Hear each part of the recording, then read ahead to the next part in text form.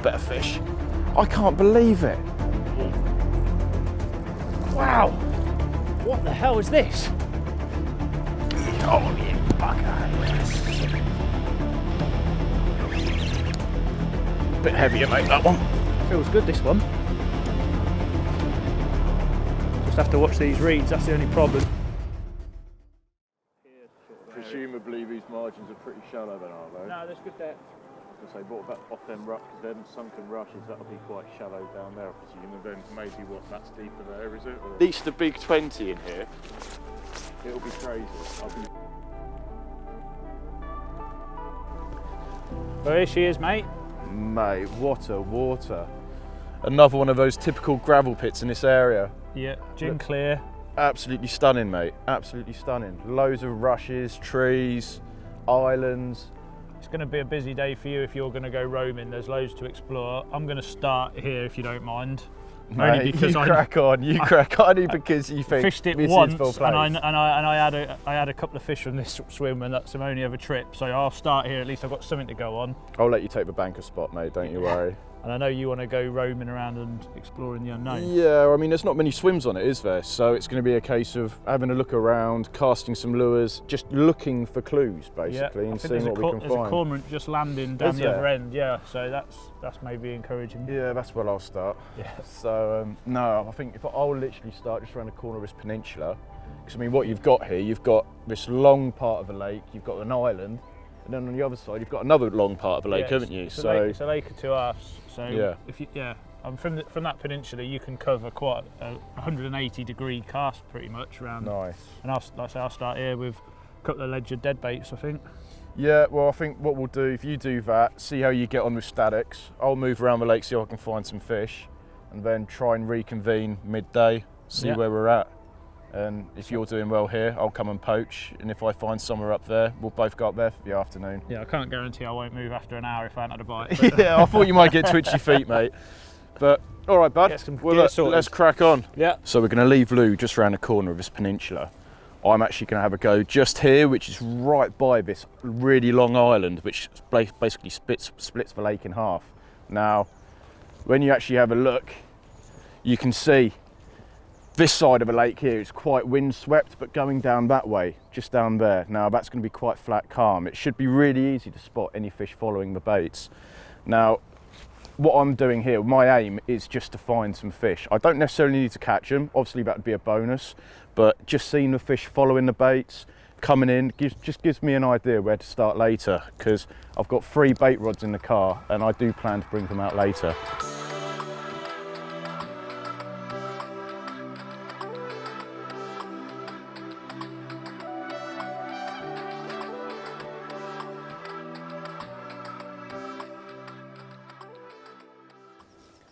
So I've just got both of my rods out now.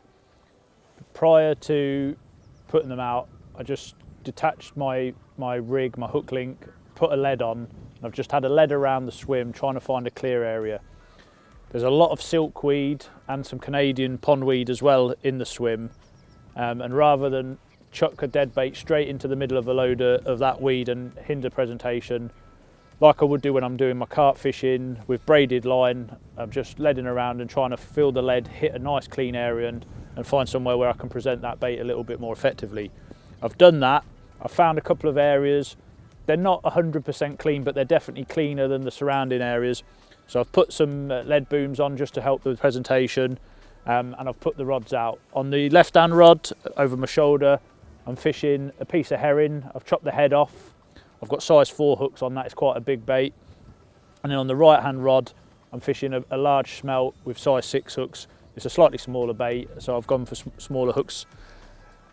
Both rods are very close in. As soon as you go any kind of distance, the weed gets thicker and thicker and thicker. So I'm fishing just at the bottom of the marginal shelf.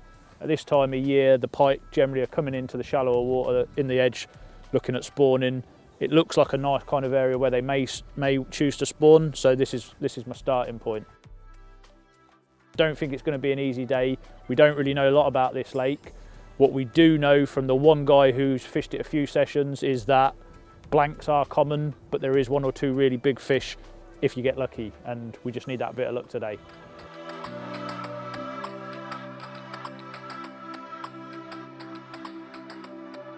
Now, what me and Lou didn't discuss is about 3 or 4 years ago now, Lou brought me to another one of these carp lakes in this area, and we went out for the day, and Lou actually managed a 30-pound pike on a pro shad, and that was a very similar type of water, and the lure we selected for that day was one of the perch pattern pro shads.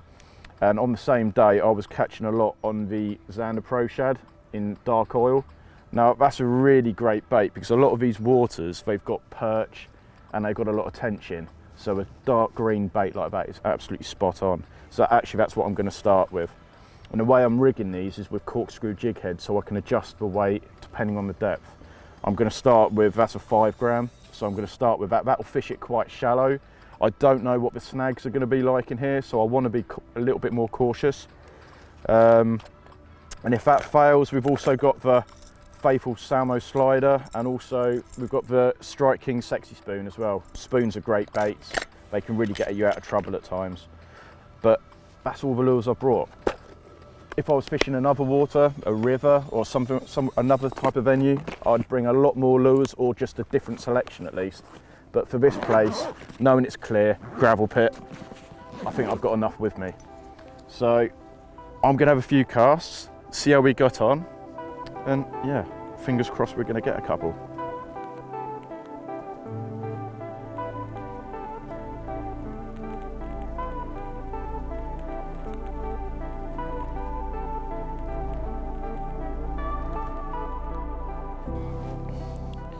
Interesting though, when you find them little shallow areas like them little underwater reefs, it's usually around them where the small fish hold and the pike aren't far away.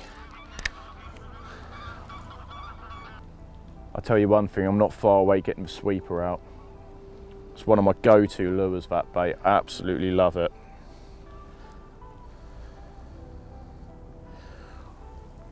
Always let that lure come right into the margin and let it come right to your feet, because if there is a fish following, you don't want to miss it. Unfortunately, there's no sign of prey fish or anything like that to go on. I haven't seen a grebe. Like I say, the cormorants haven't really been landing because of us, so we've got no real indication of where the prey fish are. You just like to think a pike following or catching a pike would just kind of give them away.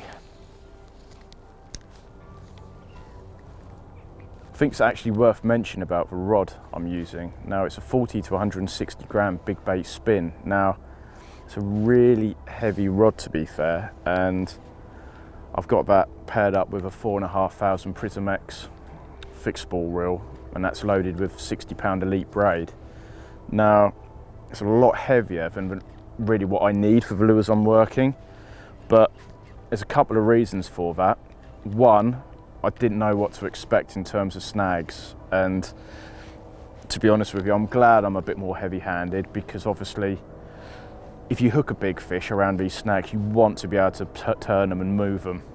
And the other reason is, one of my plans for the day is as soon as I get a feeling, or I know the swim I'm going to pick for the afternoon, I want to cast a deeper about as well. So this rod's good for casting that a good range as well. And also what I will do once I've found hopefully a spot is I will use exactly the same rod to spom out a bit of chopped fish as well, just to prime the swim. Tiny little jack. Oh, he's going to come out of the water. There he is, and there he goes. Tiny little one. Better fish.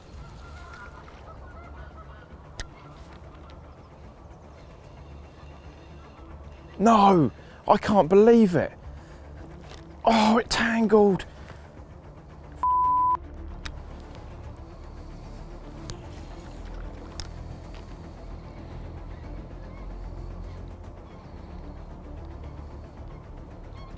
Oh no, it's right next to it. No, he spotted me, he has. He's well on the ball now. He's right by my feet. But that is the sort of size of fish which we just wanted to get. Oh no, he's spooked.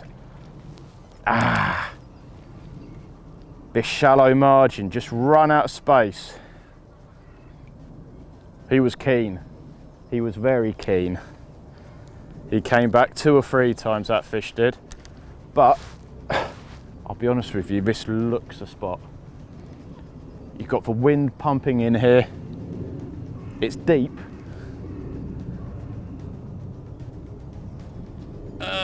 He's well gone. It would have been a low double. He wasn't a monster, but it was obviously it was a nice fish, and it's always nice to catch one on the lure as well. But yeah, an explosive attempt at a take.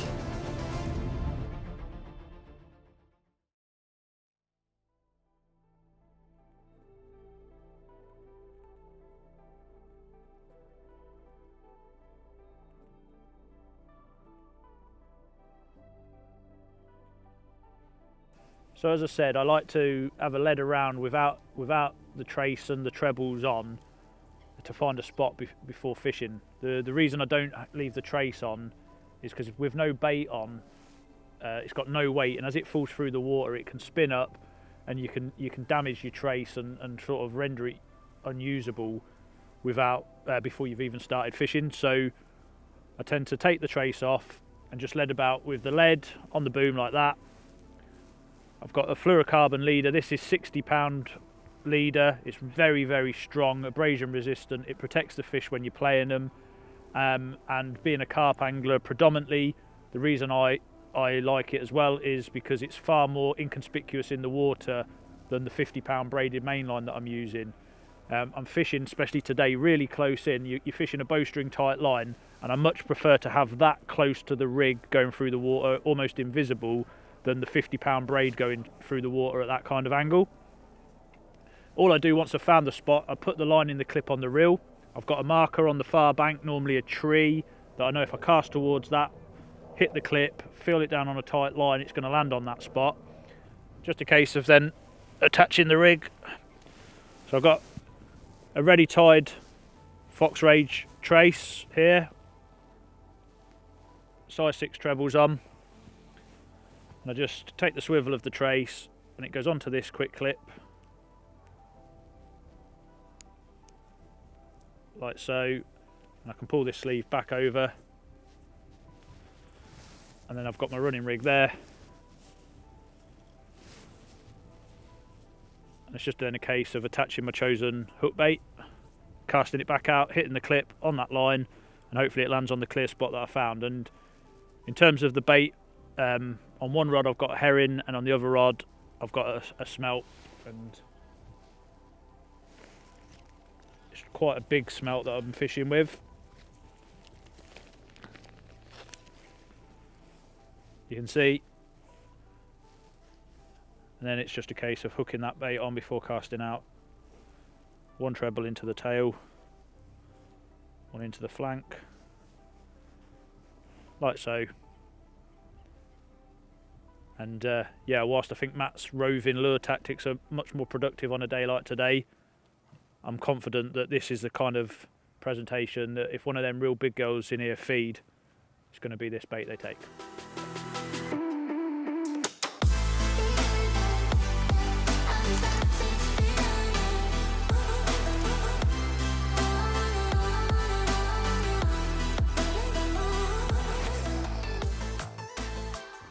Definitely not the biggest pike I've ever caught, but one of the most welcome on a cold February day. I can see Matt on the other side lure fishing. He's had a few bites in the last 20 minutes, half an hour. And I just said to Ben, the camera man on my side, might be a little feeding window, and with that the drop-off's fallen off, and my first one on a bit of smelt. I'm going to get him back, about 70 centimetres. Hopefully his mother isn't far away.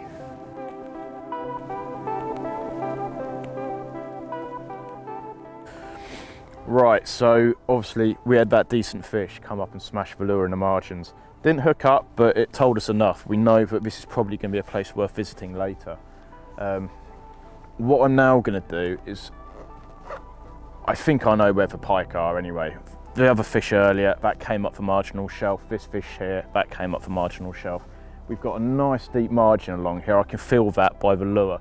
But what I'm actually going to do is just clip on one of the deep. I'm just going to clip on a deeper, cast it out a couple of times, and just kind of get a gauge for where the real deep water is. It may be that you've got deep margins, but there could be a hole out there in this swim as well. And if I come back with 3 rods later, I know I'm going to have a bait down this margin. Stands to reason I'm probably going to have one down that margin, but I'd like to know how far it comes out before it drops off. Then one out in open water here, you never know, there could be a bit of aggressive hole somewhere out there which I could plant a bait.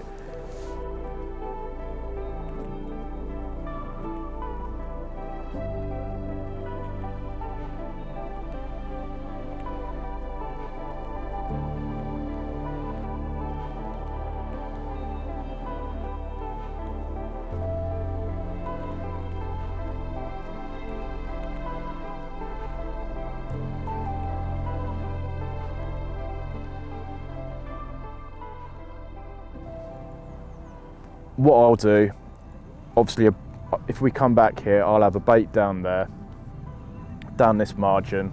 I'll have a bait down the other margin, and then I'll have one out in open water. Right, that's told me enough.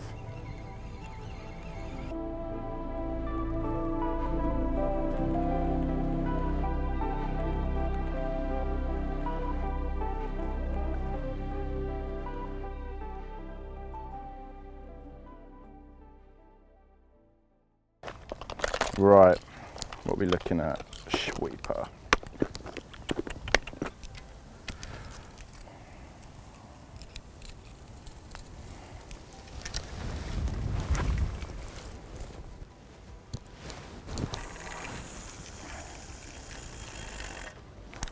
Awesome. Right, now work that back nice and slow. Yeah.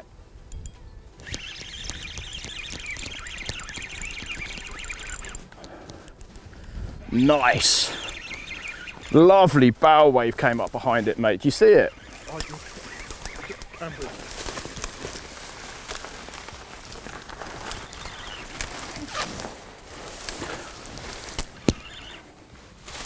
There we go.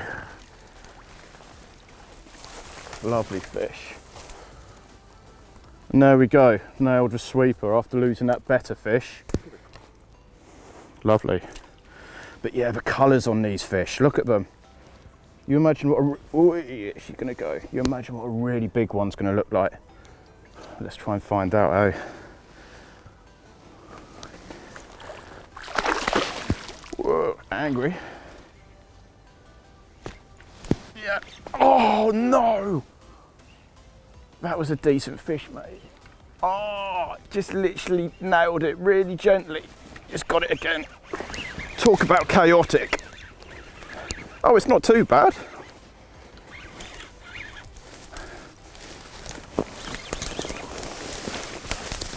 Oh yeah.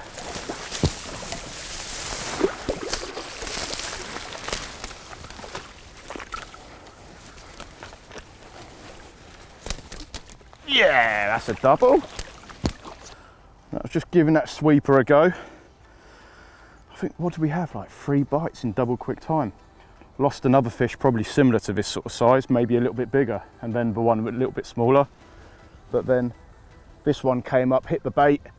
I struck into it, missed it, but as always with these unknown virgin fish, it came back and had another pop. But yeah, stunner.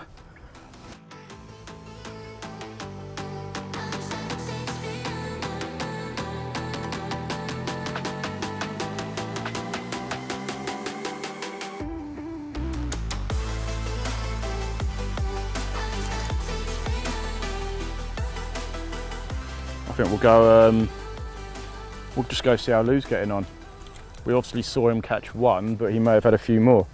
I'm sure if he'd had anything monstrous, he would have reported back, but anyway, I'm gonna get over there, maybe have a brew, more brambles, have a brew, and then, yeah, go grab the deadbait rods and go and sit on that spot.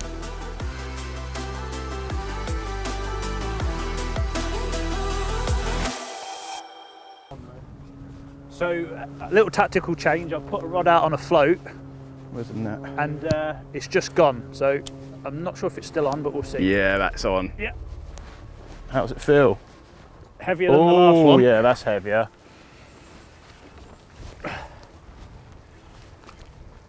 Where's this rod, Lou? It's down that right hand margin. Is she all right? Oh, it feels good, this one. Yeah, it looks better, mate. Just have to watch these reeds. That's the only problem. You got the I was going to say, this is when should have wore the waders, isn't it? Where is this rod? It's close. Maybe want to reel that rod in. It's not worth the risk, is it? No, not at all, mate. Closer than I thought. That'll do. Nice fish. Double. Is it? Double? I think it's a double. Nice.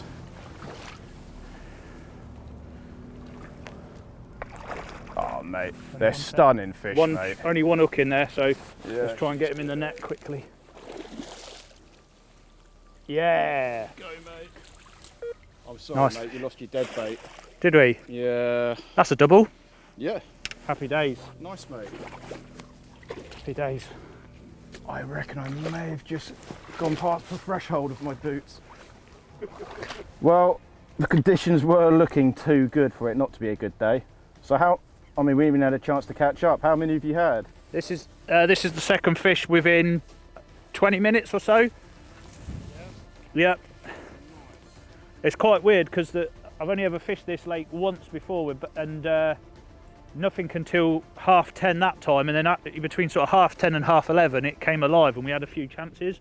Right. Okay. And I was saying to Ben, maybe it's one of them, and you started catching on the lures on the opposite side around 10:30. Yeah. Then at 11:15 the first one, and then 15-20 minutes or whatever it's been, and another one. Mate, seriously, they're stacked up in front of that spot there. I think I dropped a good fish to start with, and then I think, I don't know, I think we had 4 fish there, then we've had another couple. But that bank, we went down it, it looks prime, and I had one small one follow, and then I had a better one follow, which I actually primed that spot with a load of chopped fish, which we'll go back to later with floats. But I'll be honest with you, I'm now thinking I want to be over there on my floats, because the amount of fish we had, it was just, they were much better ones as well. Right, anyway, mate, do you want to bring this up one? You can have a look. It's good to see we're actually taking dead baits and lives. Yeah, that one's not caught on a lives, herring. lures even.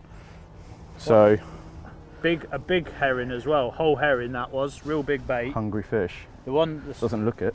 Yeah, the one I caught earlier was on a big smelt as well, a smelt goat. It's bigger than average size smelt, so yeah, happy days. Nice one, buddy. Swapped over to a float on a rod and paid off. Awesome. Now we've been round the whole lake and we've had a go, and obviously the other side's actually turned out to be a lot more. It's been a lot better, basically. It was really good round there, the fishing. Obviously here we saw that fish. It could have been on its own. It might not have been. I still don't think it would have been. That's why I did want to try it still. But I am going to try and stay mobile now. I've only brought 2 float rods instead of 3. I've brought the lure rod again because obviously they were well on the lures earlier. This bait's going to sit on the deck. The other rod I'm going to cast out there, and I'm just going to let it drift on a suspended roach. Just something a bit natural for them, and hopefully they'll come up off the bottom. I'll fish it about 7 foot probably. In 10 foot of water you can get away with fishing a lot shallower as well, but I think I'll start at about 7 foot, let it drift around in this area, and we'll just see what happens.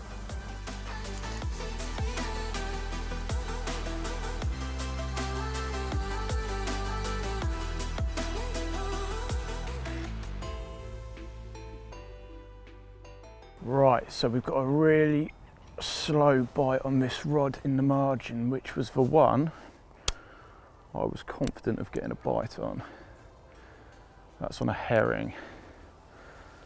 Now, I don't know the snags down there too well, so I'm going to hit that quite quick.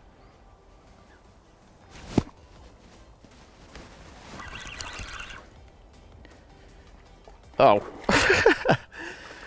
Well, you always hope there's going to be a little bit more resistance when you hook into them, but it's a fish. Quite a few leeches on it again. It's been really cold conditions, like since Christmas really. It's been, the conditions just haven't felt right. And I said to Lewis, like, today the conditions are perfect.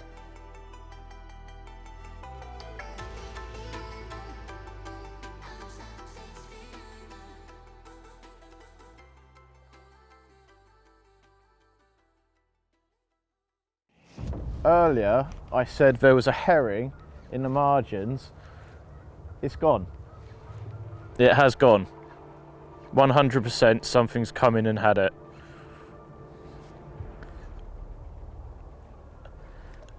And there is a pike literally just there as well. Just followed the bait in. Incredible. So, like I said, that was around 5 foot, I reckon. 5 foot of water. It was basically on the shelf.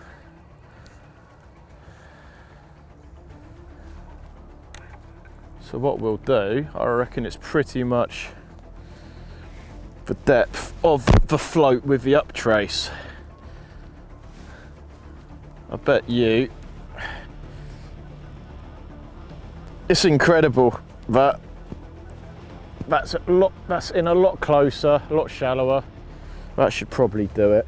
I bet we'll even be able to watch this fish take, which, if you can do stuff like that, it really doesn't matter how big they are. Go a little bit further out and then just ease it back into position.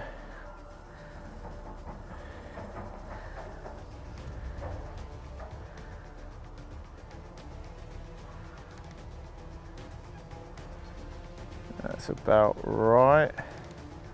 I can see the bait. Oh, it's got it. I just watched it go tails up on it. Has it got it? There was a pike, just went tails up straight away on that bait. It has got it, it's got it, it's got it. I can see it sideways in its mouth. It's not a huge fish, but that is fun. That is great fun. I can see the bait, this is the thing. I can see it, it's sideways in its mouth. Right, so where's this line? All right, we're all right, we're all right. Right, I'm gonna hit it. Not big, but that was fun to watch. It's got to be said. Awesome.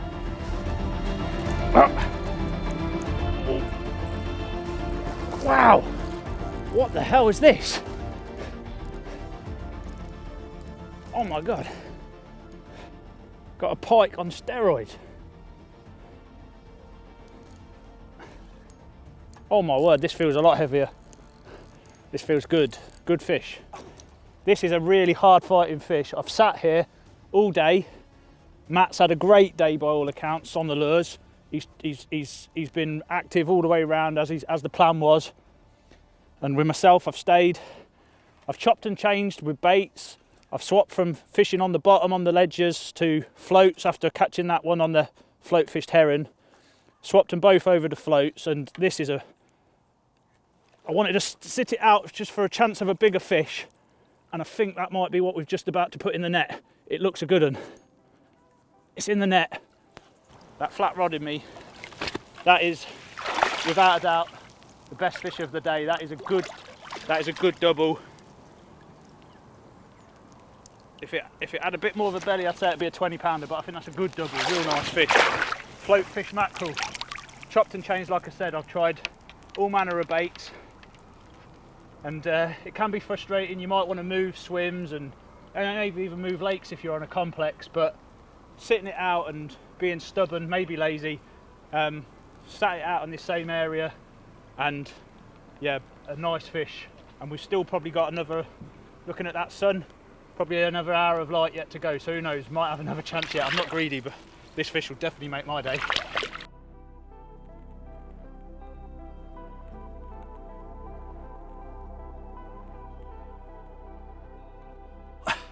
There we go.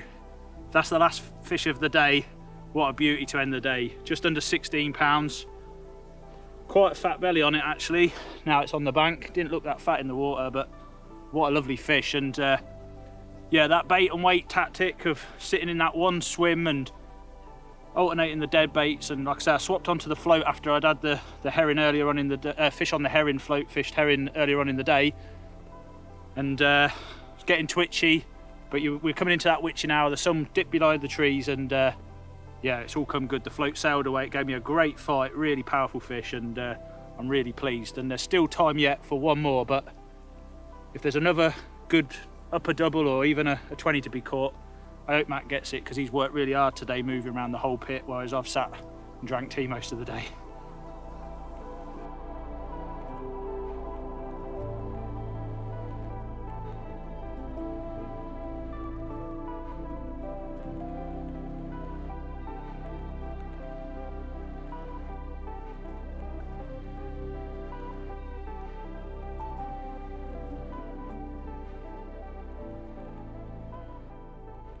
Well, I can quite honestly say that's been one of the best days piking I've had for a while, mate. Honestly, like, these untapped gravel pits are superb fishing.